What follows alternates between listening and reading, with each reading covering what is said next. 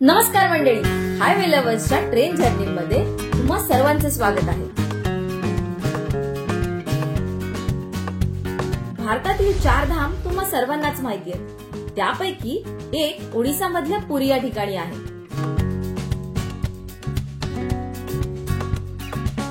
आम्ही मुंबई मधल्या लोकमान्य टिळक टर्मिनल वरून LTT पुरी एक्सप्रेस ही ट्रेन घेतली. रात्री 12:15ची ही ट्रेन फक्त बुधवारीच असते, जी आपल्याला डायरेक्ट पुरीत सोडते. सकाळी ब्रेकफास्ट झाला आणि आम्ही उनो खेळायला सुरुवात केली. संपूर्ण प्रवासात आम्ही रेलोफाय ऍप मधून जेवण ऑर्डर करणार होतो. नागपूर स्टेशनवर आम्ही हल्दीराम हॉटेल मधून मागवलेलं जेवण आलं. स्क्रीनवर दिसत असलेल्या कोणत्याही ऍप्लिकेशन मधून तुम्ही तुमच्या इच्छेनुसार आणि बजेटनुसार व्हेज नॉनव्हेज फूड ऑर्डर करू शकता. त्यानंतर दुसरा हॉल्ट घेतला रायपूर स्टेशनवर. जरा पाय मोकळे करण्यासाठी खाली उतरलो. थंडी थोडीफार वाढली होती. बिलासपूर स्टेशन रात्री 10 वाजता आलं.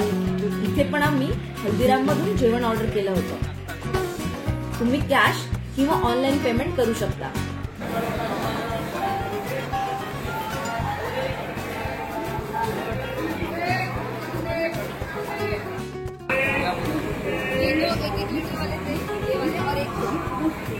स्टेशनवर रेल नीर मधून आम्ही 2.5 लिटर पाण्याची वॉटर बॉटल फक्त 13 रुपयात रिफिल करून घेतली. 2 प्लेट दिले, 2 नाही आणि 2 बोल्स पण दिले. लोणचं पण काय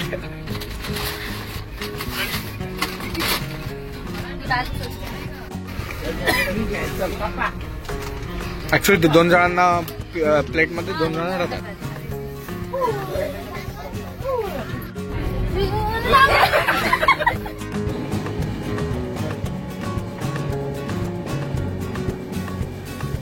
सकाळचे 6 वाजता भरपूर सारं धुकं आणि मनमोहक दृश्य पाहून मला आपल्या कोकणाचीच आठवण झाली.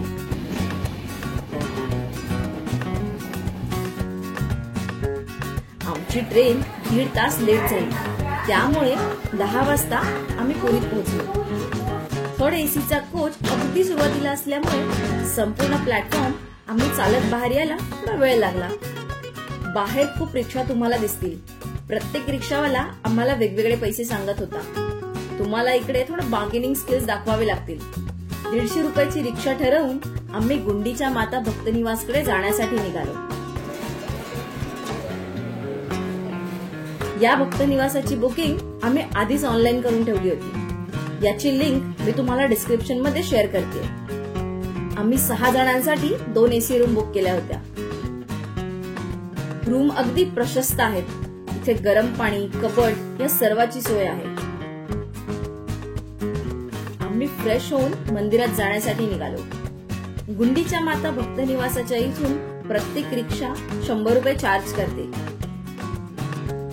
या परिसरात बरेच सारे भक्तनिवास आणि धर्मशाळा आहेत. तुम्ही या ठिकाणी रूम घेतली तर अवघ्या 10 मिनिटाच्या अंतरावर मंदिर आहे. तुम्ही चालत मंदिराजवळ आरामात पोहोचू शकता. मंदिरात मोबाईल आणि कॅमेरा नेण्यासाठी बंदी आहे. तर मंदिराजवळ लायन गेटच्या इथे लॉकर रूम आहेत. इथे तुम्ही चप्पल, मोबाईल्स ठेवू शकता आणि तुमच्या इच्छेनुसार त्यांना पैसे देऊ शकता. आम्ही दर्शन घेऊन लायन गेटने बाहेर आलो. या संपूर्ण परिसरात तुम्ही आरामात फोटोज, व्हिडिओज घेऊ शकता.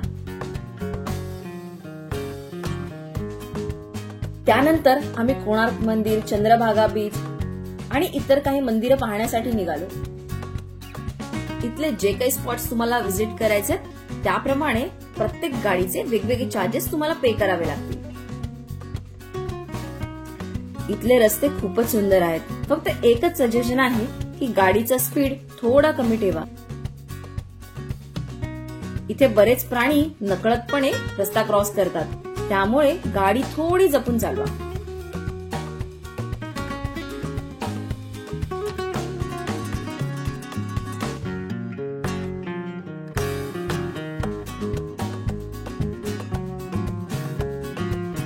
हे आहे कोणार्कचं सूर्य मंदिर.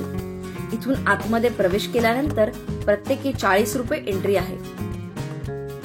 या भव्य अशा सूर्य मंदिराची अनोखी अशी कथा आहे की मंदिराजवळ एक लोहचुंबक होतं आणि समुद्राजवळून जे पण जहाज जायचं त्याची दिशा बदलून जात होती. त्यामुळे त्याला नंतर काढून टाकण्यात आलं. हे सूर्य मंदिर रथ आकाराचं आहे आणि त्याला 24 चाकं देखील आहेत. हे मंदिर 1250च्या आसपास बांधण्यात आलं होतं आणि या मंदिराला ब्लॅक पगोडा असं देखील म्हटलं जातं.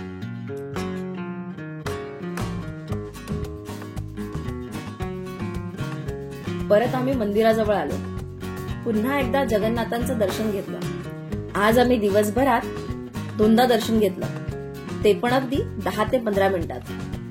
जगन्नाथांच्या मंदिराजवळ साक्षी गोपाल मंदिर, महालक्ष्मी मंदिर, महाकाली मंदिर, हनुमान मंदिर अशी बरेच मंदिर आहेत. जगन्नाथांची संपूर्ण माहिती मी डिस्क्रिप्शन मध्ये शेअर करते. हा व्हिडिओ बनवण्यामागचा उद्देश इतकाच की तुम्ही इथे येणार असाल तर कुठे राहायचं, काय खायचं, इथपर्यंत कसं यायचं याबद्दलची सर्व माहिती तुम्हाला या ब्लॉग थ्रू मिळेल आणि तुमचा प्रवास देखील आरामात होईल. आम्ही रात्रीच्या जेवणासाठी मंदिराजवळ असणाऱ्या रामलल्ला हॉटेलमध्ये जेवलो. आमच्या 6 जणांच्या जेवणाचे फक्त 1666 रुपये झाले, ते पण अगदी चपाती, भाजी, डाळ, भात, लिंबू सरबत या संपूर्ण गोष्टी घेऊन सुद्धा.